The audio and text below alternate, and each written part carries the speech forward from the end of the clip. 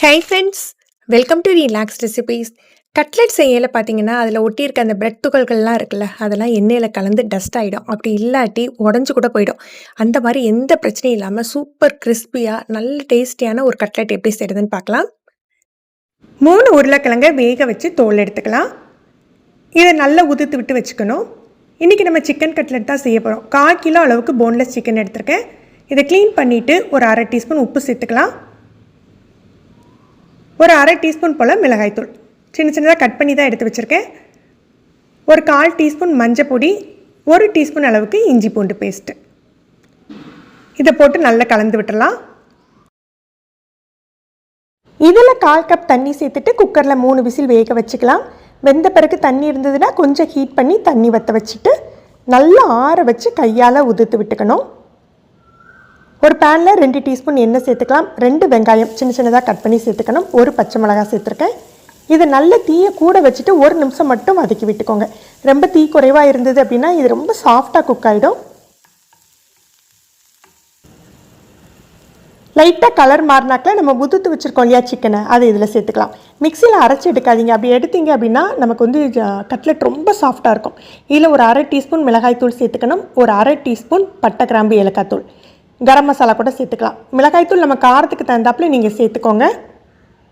உப்பு ஆல்ரெடி நம்ம சிக்கனில் சேர்த்துருக்கோம். இதை நல்லா மிக்ஸ் பண்ணி விட்டுக்கலாம். அடுப்பை அணைச்சிட்டு கலந்து விட்டால் போதும். ஆல்ரெடி குக் ஆனது தான். இஞ்சி பூண்டு ஃப்ளேவர் உங்களுக்கு பிடிக்கும்னா கொஞ்சம் பொடியாக கட் பண்ணி இதில் சேர்த்துக்கலாம். வேக வச்ச உருளைக்கிழங்குல ஒரு 1/2 டீஸ்பூன் உப்பு சேர்த்துக்கலாம். மசாலாவில் உப்பு சேர்த்துட்டோம், உருளைக்கிழங்குக்கு மட்டும் உப்பு சேர்த்துக்கோங்க. இதில் வதக்கி வச்சுருக்க மசாலாவை சேர்த்துக்கணும். நான் மல்லி இலை கடைசியாக தான் சேர்த்துப்பேன். நீங்கள் வேணும்னா உங்களுக்கு வதக்கையில் கூட சேர்த்துக்கலாம். வதக்கையில் சேர்க்கையில் அதோட ஃப்ளேவர் மாறுற மாதிரி இருக்கும். இதை நல்லா கலந்து விட்டுறலாம். நல்லா அழுத்தம் கொடுத்து முதல்ல மசிச்சு விட்டுக்கோங்க.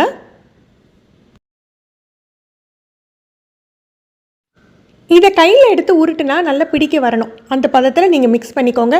கொஞ்சம் ஈரப்பதம் இருக்கிற மாதிரி இருந்ததுன்னா ஒரு டேபிள் ஸ்பூன் அளவுக்கு மைதா மாவு சேர்த்து கலந்துக்கோங்க. கரெக்டாக வந்துடும். இப்போ பொடியாக வெட்டினா மல்லி இலை சேர்த்துக்கலாம்.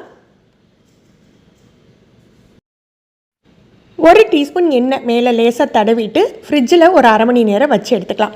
இப்படி வச்சு எடுத்துகிட்டு உருட்டையில் பார்த்தீங்கன்னா உங்களுக்கு நல்ல உருட்டுறதுக்கு வரும்.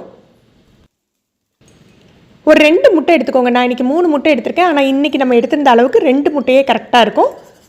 ஒரு சிட்டிக்கை போல் உப்பு சேர்த்துட்டு நல்லா பீட் பண்ணி வச்சுக்கோங்க.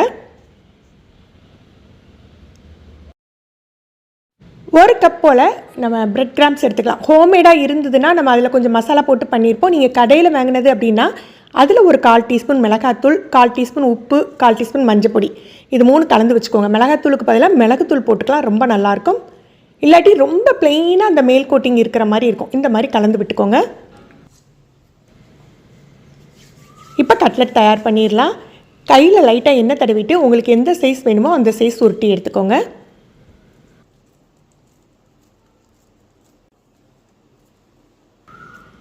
கட்லெட் தட்டையில் பார்த்தீங்கன்னா நம்ம வடை மாதிரி பண்ணக்கூடாது. ஒன்று போல் ஷேப் பண்ணி விடணும். ஓரங்கள்லையும் ஒன்று போல் ஷேப் பண்ணணும். நம்ம வடை மாதிரி நடுவில் திக்காவோ ஓரத்தில் வந்து மெல்லிசாவோ தட்டக்கூடாது. எல்லாத்தையும் தட்டி எடுத்து வச்சாச்சு. இப்போ முட்டை கலவையில் ஒரு 2-3 தடவை கோட் பண்ணிக்கலாம். 2 கையும் யூஸ் பண்ணிக்கோங்க. நான் வீடியோக்காக ஒரு கை தான் காட்டியிருக்கேன். இன்னும் 2 கை யூஸ் பண்ணால் தான் உங்களுக்கு நல்லா கரெக்டாக வரும், ஈஸியாக இருக்கும் உங்களுக்கு. ஒரு கையில் வந்து இந்த மாதிரி முட்டையில் கோட் பண்ணிவிட்டு இன்னொரு கையை வச்சு அந்த பிரெட் கிராமை வந்து ரோல் பண்ணிக்கோங்க. நீங்கள் வந்து முட்டையை தொட்டு அதே கையை வச்சு பிரெட் கிராம்ஸ் தொட்டிங்க அப்படின்னா அந்த பிரெட் கிராம்ஸ் எல்லாம் கட்டியாக ஆகிடும். அப்போ நமக்கு வந்து நிறைய வேஸ்ட் ஆகும், ஒன்று போல் கோட் ஆகவும் செய்யாது. ஃபுல்லாக முக்கி வச்சுட்டு அதுக்கப்புறமும் பிரெட் கிராம்ஸ் கோட் பண்ணாதீங்க. அப்போ வந்து அதோட ஈரப்பதம் குறைஞ்சிடும். நமக்கு வந்து ஒரு 2 பீஸாக பண்ணிவிட்டு பிரெட் கிராம்ஸில் கோட் பண்ணிக்கோங்க. நல்ல ஓரங்கள்லையும் படுற மாதிரி நம்ம பண்ணி விட்டுக்கணும். உங்களுக்கு பிரெட் கிராம்ஸ் கிடைக்கல அப்படின்னா நீங்கள் வீட்டில் ஈஸியாக செஞ்சிடலாங்க.